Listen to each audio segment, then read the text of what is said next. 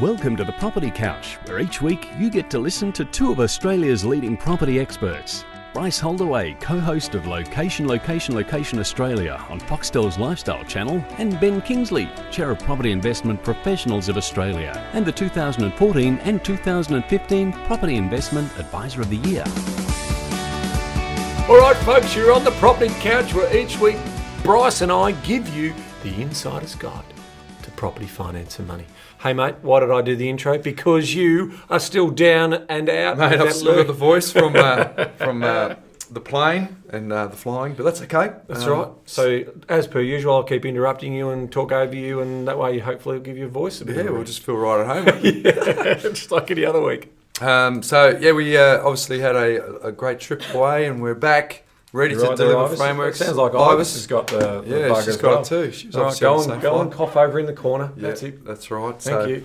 Hey, today I thought we'd, it's been a couple of weeks since you launched Picker. Yes. And I thought, how's it all going? Well, remember, it's still pre-launch, so we're still asking for all of the people who want to join and be active. You can obviously still wait list to be a member, so you can still go to the site, picker.asn.au, so pica.asn.au. And the take-up's been pretty good. You've had a few people reach out to you, which absolutely, is great. it's good, and there's a lot of people joining the waiting list to join. So once we get all the back end sorted and we launch the largest site with all the information, and people are giving us some feedback on the charter, the draft charter that we've developed there in terms of what we stand for and what our principles are.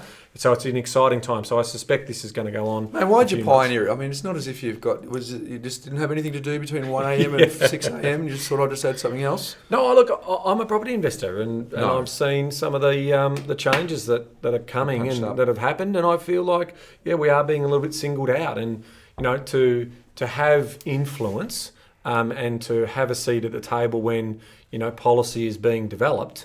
Well, there's an enormous amount of value in residential property. There's over 2.2 million property investors.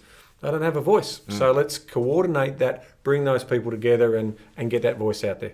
So what are some of the objections that you can help overcome? Someone's thinking, I want to get involved, but what are the things that they should be thinking of just to give them total comfort around it's the right thing for them to join? So it's a community. Okay, so the idea is we want to educate and bring awareness, and we're going to formulate policy around decisions on taxation, around decisions on depreciation, all of those things, and just start to build that community and share that, and maybe do some meetups where people can get together and share their stories. So one thing this isn't is going to be led by business. Okay, this is an association run by property investors for property investors. Now, naturally, there are going to be people like me who are involved, but we want the vast majority of the people to be mum and dad investors, to be getting involved. So even if you've just got one property and you want to see, basically a level playing field out there for us investors, then join us, because your money is going to go towards things like putting an economic paper together in terms of showing the benefits that property investors deliver to the economy,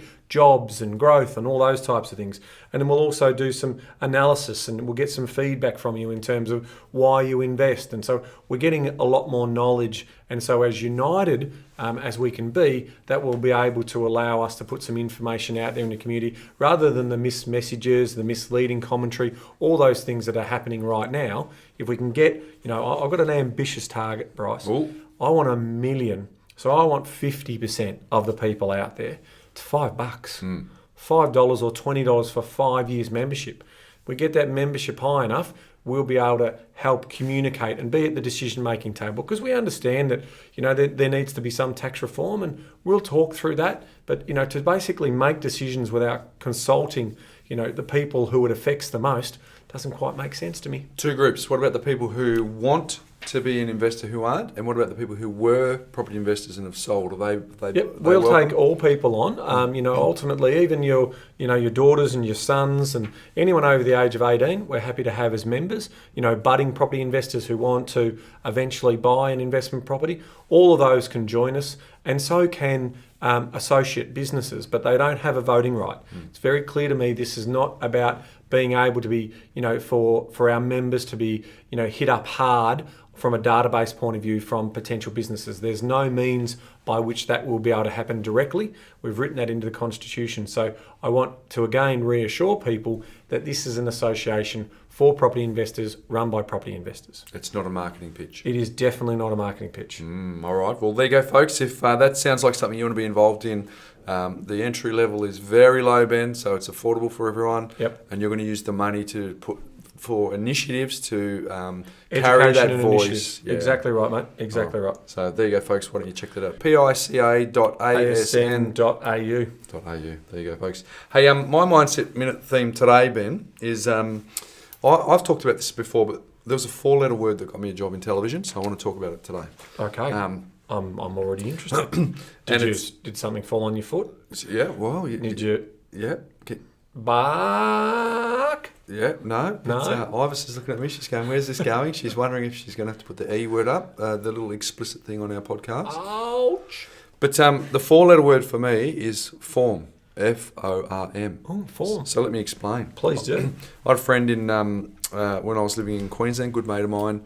He was a master networker, right? Yep. And so what he said to me, he said, Bryce, if you remember the acronym FORM, F-O-R-M, you will never be stuck ever in your life at a party, at a networking event. And to be honest, he's been absolutely right. So the way it works is this. I've turned up at a house in North Balgowlah. It later on turned out to be my executive producer's house. I didn't know that at the time. Oh, okay. And so I'm thrust in. There's 2 actors, a soundy, a cameraman. There's a whole range of producers over on the side. And then there's me and a friend who was auditioning with me. And so they said, all right, now cameras, everything's live. Now sell the house to us. And I'm like, I don't sell houses. I'm actually the property investment guy. I didn't say this, but this is what's wrong in my head. I'm the property investment guy. I talk about demographics. I can tell what the demographic of the area is. I can tell you the land size, if it's a good potential for investing. But I don't sit here and say, look at the beautiful stone bench tops and how ornate are the ceilings. I just didn't do that right. So I thought I'll go to my strengths. And my mate said to me, whenever you're in a situation like this, go to form. So it's F-O-R-M. F is for family, O is for occupation, R is for recreation, M is for message. So he said, be very clear, do not start at F, do not start at O, you must start at R, recreation. Yeah, okay. So the first question you ask someone, so for the listeners, if I'm in a room of people I've never met, this is my go-to question or a very slight variation to it. And I used it on Saturday night when I was, a couple of weeks ago when I was at my son's primary school ball. There's a bunch of people says, tell me, Ben, what do you like to do when you're not working? Right? Collingwood, tennis, travel. Yep. So because you've given me a few little leads, I can run with it, and I can probably get 5 minutes out of everything you give. And if I listen with the intent to understand, not the intent to reply, so I can go pretty well. Straight away, we've built a bit of a rapport, right? Yeah, totally. So what do most people say when they meet someone? What do you do for a job? Well, what if I hate my job? Or what if I do something that I'm just not inspired by? It'll shut the conversation down. But if I talk about the thing that I'm really interested in, it works really well. So you start with R, recreation. And then from there, we've built some rapport, a little bit of trust. And I go to family. So you're married. How many kids have you got? Are you one of, you've got older brother and sister? Again, I can let that run. And then I go to occupation last, right? Yeah. Because I built some rapport. And if they've got a job they don't like, they're quite happy because they feel like we've had some form of connection. Yeah, I like So how did I get a job in television? Well, when they said, right, sell this house, I just did that very thing. I looked at the 2 actors. I said, what do you like doing when you're not working? And they said, oh, we love to cook. And I say, how good is this kitchen? Because you can see the outdoor entertaining it because it was a beautiful home. It's an open plan living, so you can have your friends here with a glass of Chardonnay whilst you're doing the last bits of preparation. The kids can be out on the back lawn there. You can keep an eye on them. So I started talking about lifestyle, and then I went, well, so how many kids have you got? And they made up. I've got 2 kids. I said, this house is perfect because you've got a pool at the backyard, but you don't have to worry because you can still see them whilst you're doing the very things you love doing. And so I went on. So then my message at the end of that, in a business scenario, is, can what I have solve what you're looking for? If it's in a social scenario, do we actually have enough in common that we would actually be friends? Or have we got too much that's not in common that we don't? So we would never be friends, would we? Because you're Freo and I'm Collingwood. Correct, yes. But ultimately, the formula is... It's brilliant. The formula is drop the last 3 letters off the word formula. So you're left with form and start with recreation. Ask them about what they like to do first, then go to family, then go to occupation. I guarantee if I've got someone who's not trying to stonewall me, in fact, just trying to shut a conversation down, I use that every single time. Ben, you know when we have drinks here, and I do that with every single person. Yep. And it's something that I've used for the last 20 years, and it works. So that's the 4-letter word, folks, that got me a job in television. I love it. I love the story too. It's really cool. Form. Mindset Minute. That's a moment. Well, that wasn't a minute, was it? Beautiful. I took a little bit of time, but I like it. Keep talking. I was just pushed. She's just pointed take it. She's just pointed to the time. Good message. That's a bit of gold there. Listen to that. Adapt it for life. There you go. You won't forget it if you do. Ben, we've got a framework. No, are we unpacking a framework today? We're going to unpack a framework. Here's the deal, right? The amount of times that someone comes up to me and says, Bryce, tell us a strategy about buying properties prior to auction. And so there's a bit of a technique. Yep. And then they say to me, why would someone sell prior to auction? And I've given up trying to come up with all the answers that people do, because sometimes it's just, circumstances, sometimes because so we decided that we'd actually give a brainstorm it. Yeah, brainstorm and throw a few ideas up. So we threw a few around. So let us know if you agree with these folks. Let us know if you think there's some that we might have missed.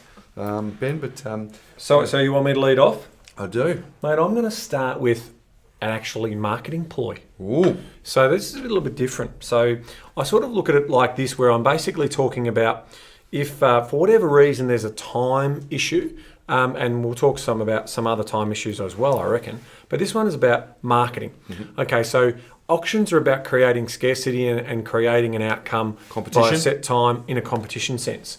So I actually think that agents might say, look, let's put this under forthcoming auction, or auction set date by this, or offers before. So all of a sudden it's actually a means by which the vendor, and they might be travelling overseas, they might have other commitments, but that's the sort of thing for me. If it is a marketing ploy to basically create that interest and get a result sooner rather than later. So I'm saying the number one is because it is an agent-led ploy to get an outcome quickly. I like it. There's actually an agent, I can't think of his or her name, I think it was a him, on the central coast of New South Wales, has a market that's around 400 to 450 as a typical sale price.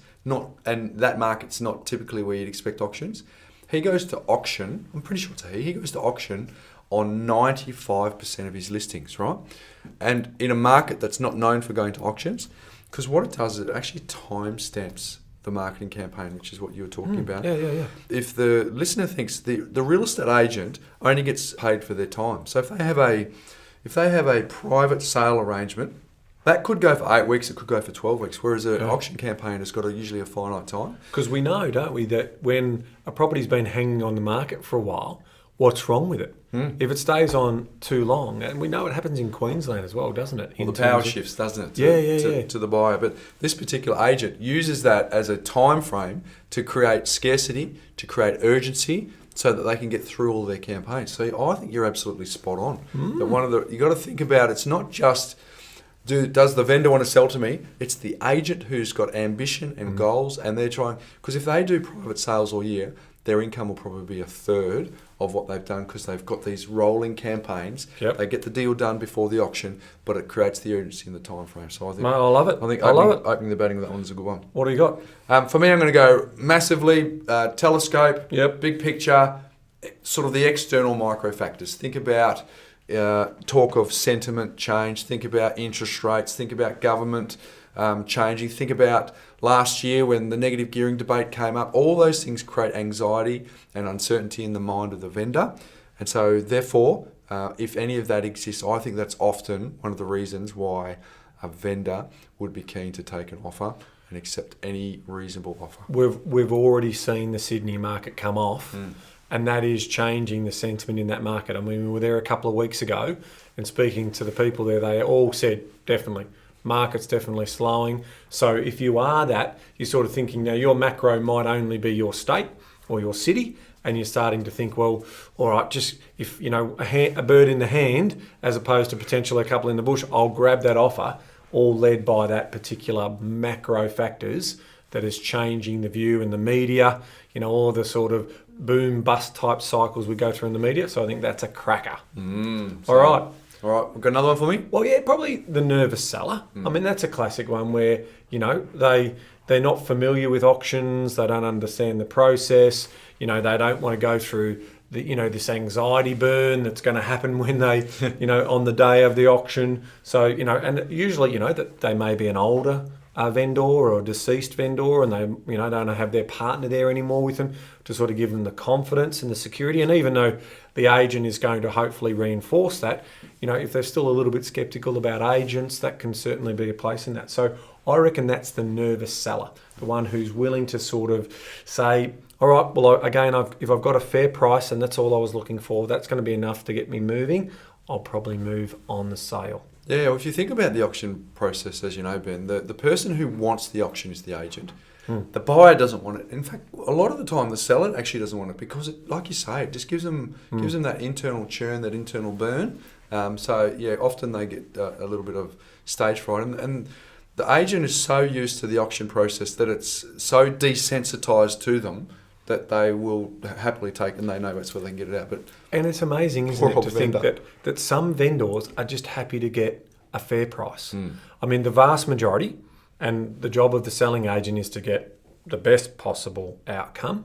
But in some cases, we've talked about this before, where a vendor has sold to the couple that they prefer better, that they've got a connection with. And this is a beautiful family home, and I want you to create your memories there. I don't care if someone's going to offer me more, because we always naturally go to that position that everyone wants the most, and if this thing's going to sell for $400,000 above reserve, I'm going to be doing cartwheels because that sets me up financially. But there are some vendors out there who may be nervous and who are saying, you just get me that because that's all I need and the job's done.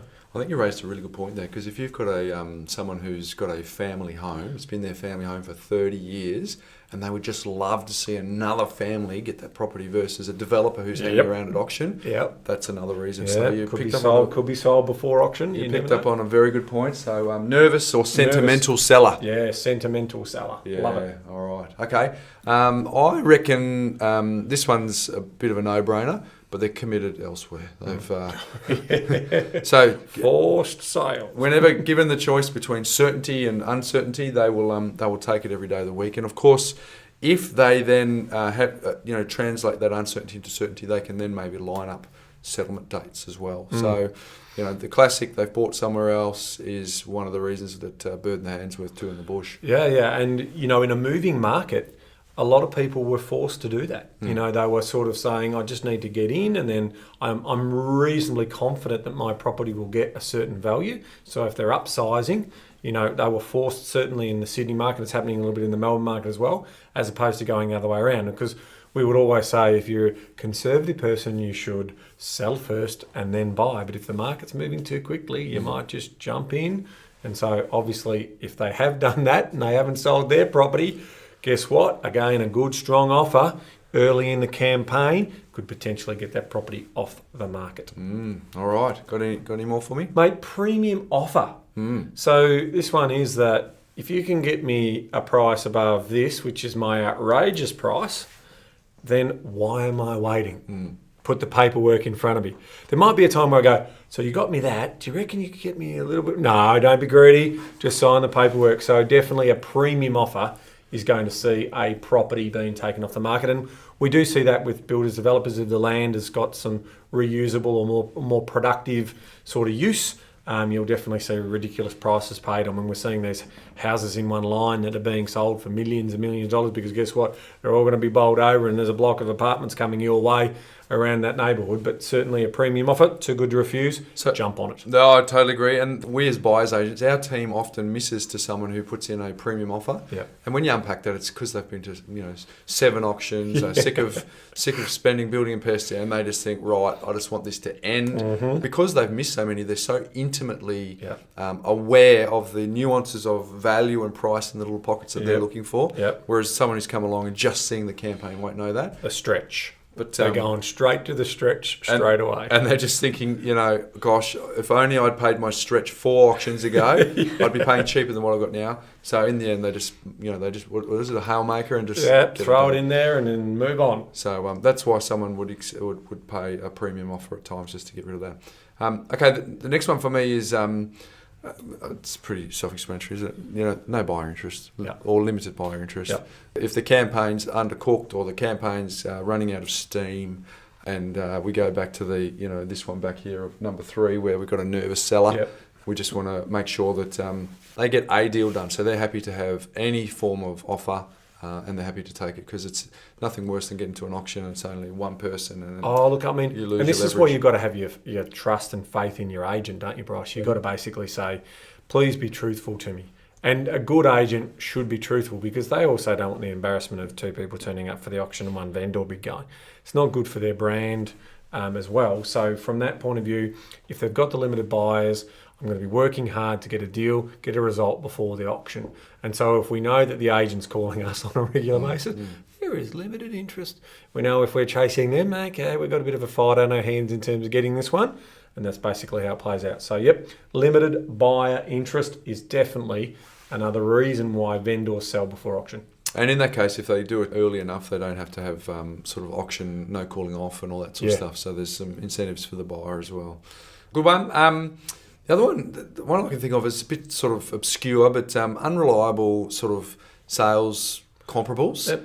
Where you're in a market that might have turned Sydney to a certain extent, Yep. where it's getting this price, Yep. but then it's getting a little bit less, and it's just really patchy. And when we're comping up stuff, it's pretty easy to work it out when there's consistency. But when those sales results are a bit patchy, and particularly if there's signs of a downturn, that's another reason why a vendor would just accept a bird in the hand. They would. I mean, and that is, again, about liaising and getting some feedback in terms of what is. And it might be a unique property.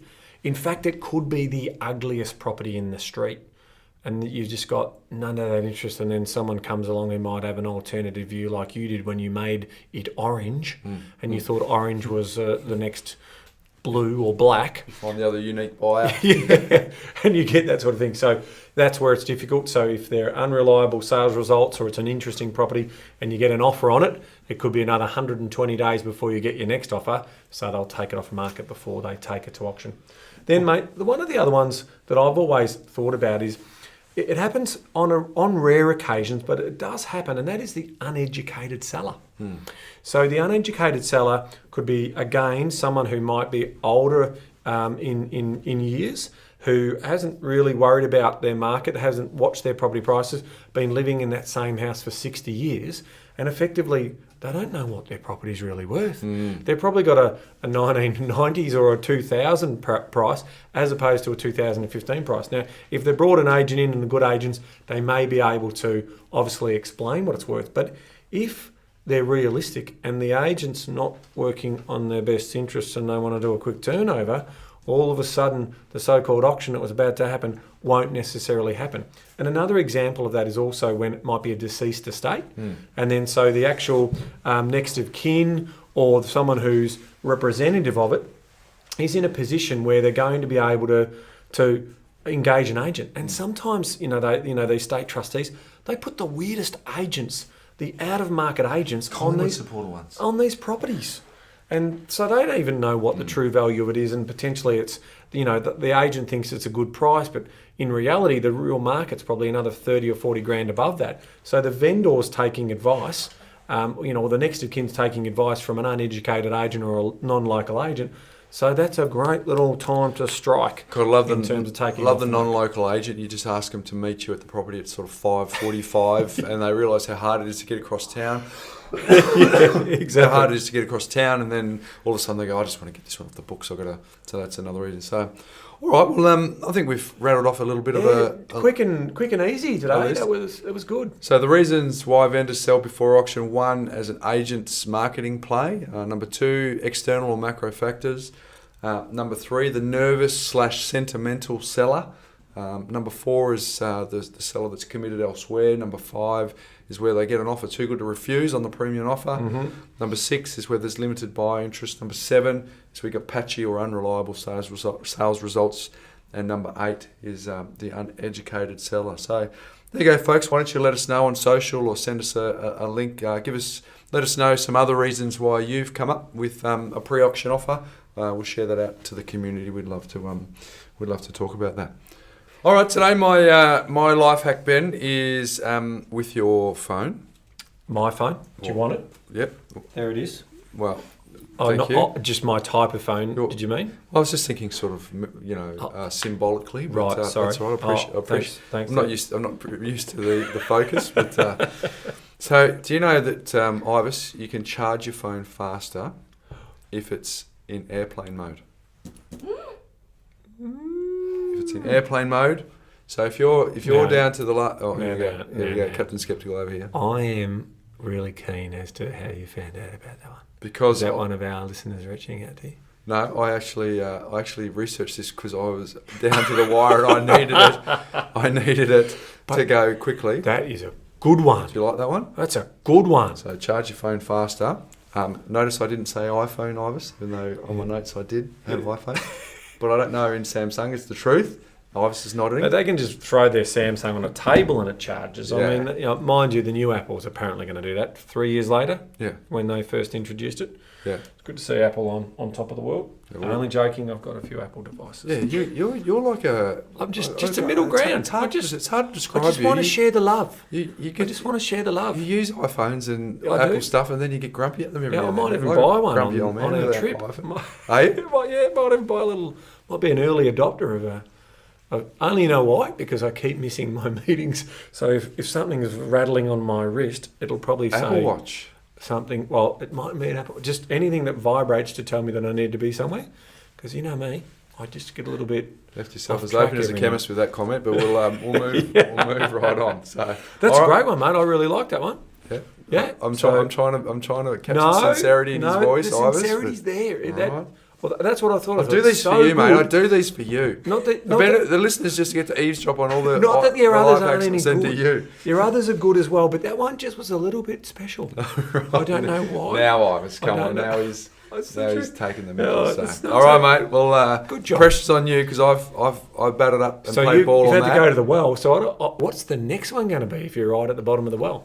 You need the listeners to reach out. Mate, Give I'm us always- something I'm through. always happy for what's the that listeners to pipe reach thing? out. What's that speak pipe? Yep, it's Is that it? It's on the Speak Ethernet, pipe. mate. So, you know that Ethernet That thing that thing? might go off one day. World Wide Web. The internet, man, it might go All off. right. Well, if you got any of those, what's that one? That's the life hack. Yeah, Please shoot them in. I got to be able to use them though. So that's the You got got to test them out. I got to test them, Okay. Well, still send them in. but I Give want us- to hear them. But I'm happy to take the kudos. So Beautiful. we're getting the wind up. I know, Man, this is the this- shortest podcast in living memory. And I we're getting the know. wind We up. have to be somewhere, obviously. Where do we have to be? Oh, All right, my mate. little vibrating wrist is telling me that it goes somewhere else. Did you know? Did you know, Bryce? All right. Did you know? If you took one step, right, and then took another step, you'd be 2 steps forward. But what if each one of those steps doubled every time you took those steps? My question to you is, how many times would you circumnavigate the world if you took 30 steps? Okay, can I pull out my iPhone? You can try and Google it. Well, So 30 each steps. step 30 doubles. steps is 30 steps is a million under our compounding thing. 1 cent, 2 cents, 4 cents, 8 cents takes 30 days to go to a million. Yeah, each step doubles. Yeah. So every step you take, how many times would you go around the world after 30 steps? I give up. Would it be 10? 100.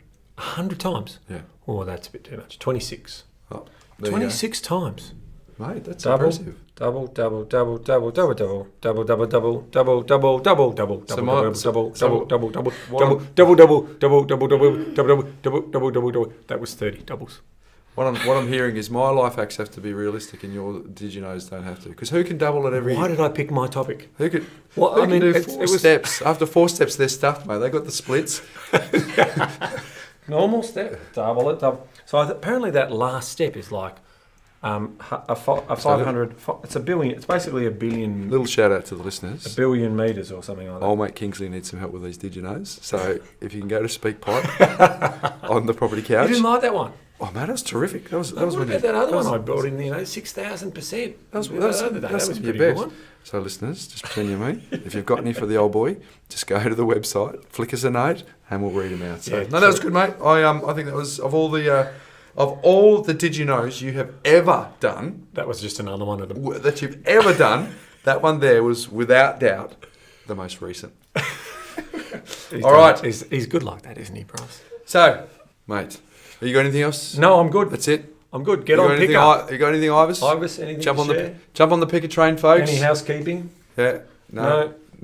So a few of you got to meet Ivers in Sydney. Oh wait, she's not double click. Oh yes. Oh, Movember. Oh yes, Movember. Yeah, I'm a bit worried about this. Have you Of mate, course. You've got Movember. mate. You look like the How wolf. can we not forget it? The wolf from. Considering that we've got Moe's right in front of us. All right, so We're chasing $5,000. yeah, Chasing down $5,000. It's important. Obviously, cancer is a killer. We've all been affected by cancer in our lives. So we're going to do Movember. I'm going to do handlebars. I don't know what Bryce is going to do. I'm just going to do anything that looks like growth. So the link will be in the show notes. So check that out. Yes. We're going to raise some cash. We are. We're going to pay it forward again. Raise Do some- something for somebody else. Raise some cash. So there you go, folks. If you want to see my pathetic effort of a mustaka, Yep. check out Instagram. I think Ivers will probably put up a 5-day progress or something like that. But no, good cause. Good Yeah, idea. I thought. Yeah, I've done it once before. You get with your one of mo the done team in 3 members days. here. I know. I'll need every one of those days. I've got a beard in a week. Yeah. So yes, true. All right. So Sometimes I don't know where to stop, Bryce. Have I told you that story? That's why I wear a chain, so in case I don't do half my chest as well as me. no, that's the gag about the Italians, isn't it? Why do they wear gold chains? So they know where to stop shaving. So yeah. Sorry, apologies to all those Italians Yeah. and Greeks and everyone's listening. So there you go, mate. There we go. Another week done. Another week Another done. framework down. Another framework down. Until next week. Knowledge is empowering, but only if you act on it. See you guys.